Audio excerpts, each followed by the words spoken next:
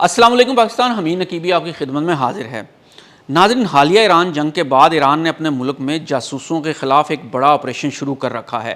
Intelligence ایجنسیاں اس حد تک ایکٹیو ہیں کہ اب وہ اپنی بیوی، بیٹیوں اور بچوں کو بھی شک کی نگاہ سے دیکھ رہے ہیں۔ انہی تحقیقات کے کچھ واقعات ایسے سامنے آئے ہیں کہ جس نے ایرانی کمانڈ کی بنیادیں ہلا دی ہیں۔ اس بار دشمن کے لیے جاسوسی کوئی اور نہیں بلکہ ایران کی اپنی خواتین کر رہی تھیں۔ تہران کے پوش علاقوں کے بیوٹی پارلر سے لے کر نیوکلیئر میڈیسن کی ہائی ٹیک لیبارٹریز اور اصفہان کی ملٹری ہیڈ کوارٹرز تک ان خواتین نے جذبات، خوبصورتی، سائنسی جریدوں اور باتوں باتوں میں وہ معلومات نکال لیں جو جدید ترین جاسوسی کے آلات بھی نہیں نکال سکتے تھے۔ یہ بات یاد رکھیں، یہ کوئی عام خواتین نہیں تھیں بلکہ ایرانی سول و ملٹری اداروں میں ٹاپ کی مینجمنٹ میں شمار ہوتی تھیں۔ یہ خواتین ایجنٹس کیسے بنیں؟ ایران کی کون کون سی معلومات دشمن کے ساتھ شیئر کرتی رہیں؟ بدلے میں بھاری معاوضے کیسے حاصل کیے اور کون کون سے جاسوسی کے آلات ان خواتین سے پکڑے گئے؟ اور آخر میں ایرانی انٹیلیجنس نے انہیں کیسے پکڑا؟ ناظرین، کہانی شروع ہوتی ہے ایک بڑے بیوٹی پارلر سے۔ تہران کا سب سے امیر اور وی آئی پی علاقہ اہلیہ، ایک ایسا علاقہ جہاں ایران کی سیاسی اور فوجی اشرافیہ رہتی ہے۔ یہاں ایک بیوٹی پارلر تھا جس کی مالکن کا نام تھا ثریا قاسمی۔ ثریا تہران کی ایک سیلیبریٹی میک اپ آرٹسٹ تھی اور اس کا پارلر کوئی عام پارلر نہیں تھا بلکہ وہ تہران کی ہائی سوسائٹی کا مرکز تھا۔ وہاں کون آتا تھا؟ پاسداران انقلاب کے جرنیلوں کی بیٹیاں اور حکومت کے وزراء کی خواتین۔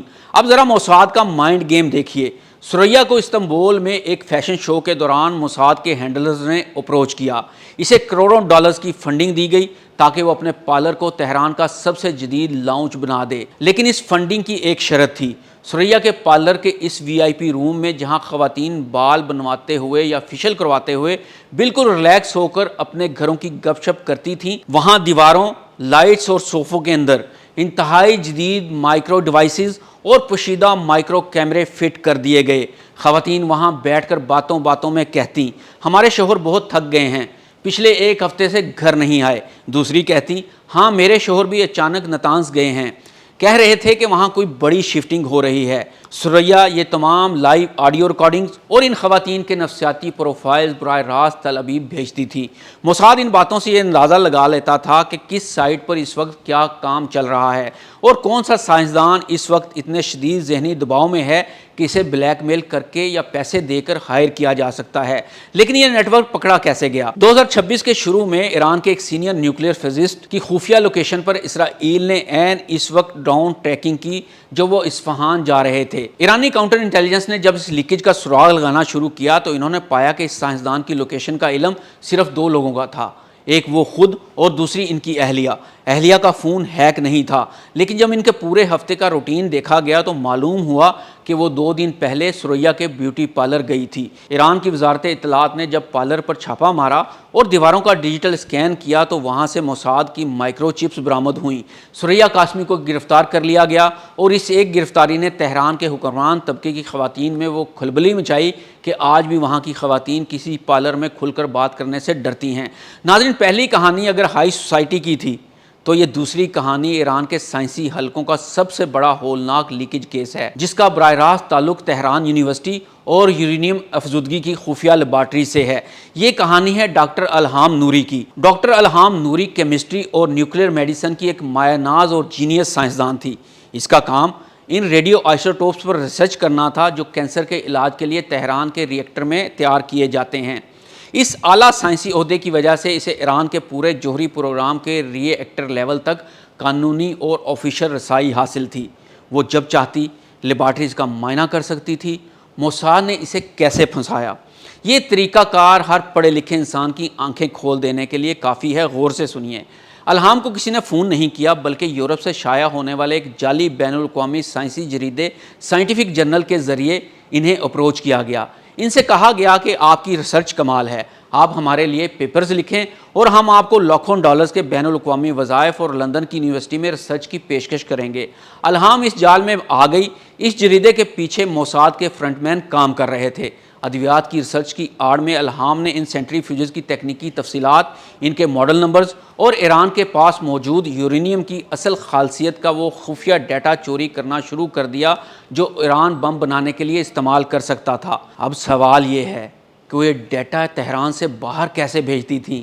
وہ استعمال کرتی تھیں اسٹیگنوگرافی، یعنی وہ اس پورے ڈیٹا کو انکرپٹ کرتی اور اپنی عام سائنسی ریسرچ کی تصاویر کے پکسل کے پیچھے چھپا کر لندن بھیج دیتی تھی۔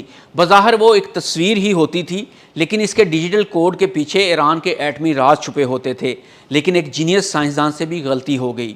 2025 کے حملوں کے بعد ایران نے اپنے تمام نیوکلیئر لیبارٹریز کا ایک بڑا ڈیجیٹل آڈٹ کیا۔ سائبر سیکیورٹی کے ماہرین نے دیکھا کہ ایک مخصوص کمپیوٹر سے رات کے ٹھیک 2 بجے کچھ ایسی حساس فائل کا بیک اپ لیا گیا تھا جن کا نیوکلیئر میڈیسن سے کوئی تعلق نہیں تھا، بلکہ وہ ملٹری گریڈ یورینیم کا ڈیٹا تھا۔ جب کاؤنٹر انٹیلیجنس نے الہام نوری کے گھر پر چھاپا مارا تو وہاں سے ایک ایسی خفیہ USB برآمد ہوئی جس کے اندر وہ سافٹ ویئر موجود تھا جو تصاویر کے پیچھے ڈیٹا چھپاتا تھا۔ الہام نے انقلابی عدالت کے سامنے اعتراف جرم کیا اور اسے قید بامشقت کی سزا سنائی گئی، لیکن اس نے ایران کے سائنسی نظام کو وہ زخم دیا جس کی تلافی ممکن نہیں تھی۔ ناظرین، مئی 2026 کا یہ پورا منظرنامہ اور یہ دونوں مصدقہ کہانیاں ثابت کرتی ہیں کہ ایران اور اسرائیل کے درمیان چلنے والی یہ جنگ صرف آسمان سے گرنے والے بمبوں کی نہیں ہے، یہ جنگ دماغوں کی ہے، یہ جنگ سوسائٹی کے اندر گھس کر غدار پیدا کرنے کی ہے۔ موساد نے سریا قاسمی کے ذریعے تہران کے بیوٹی پارلرز کو لسننگ پوسٹ بنا دیا، ڈاکٹر الہام نوری کے ذریعے سائنسی جریدوں کو ہتھیار بنایا اور دونوں کے ذریعے جذبات اور بلیک میلنگ کا وہ کھیل کھیلا جس نے ایران کے سیکیورٹی ڈھانچے کو ہلا کر رکھ دیا۔ امریکہ اور اسرائیل کی شدید بمباری اصفہان کے گرینائٹ پہاڑوں کو نہ توڑ سکی، لیکن موساد کی اس زیر زمین جال نے ایران کے اندرونی اعتماد کو ضرور توڑ دیا ہے۔ آج ایران کے جوہری پروگرام میں کام کرنے والا ہر شخص اپنے ساتھ والے پر شک کر رہا ہے کہ غدار کون ہے۔ آپ کے خیال میں موساد کا یہ نیٹ ورک ایران کے لیے زیادہ بڑا خطرہ ہے یا اسرائیل کے بنکر بسٹر بم؟ اپنی قیمتی رائے کا اظہار ضرور کیجیے گا۔ حمید نقیبی کو اجازت دیجیے۔ ویڈیو اچھی لگی ہو تو اسے شیئر ضرور کیجیے۔ اللہ حافظ۔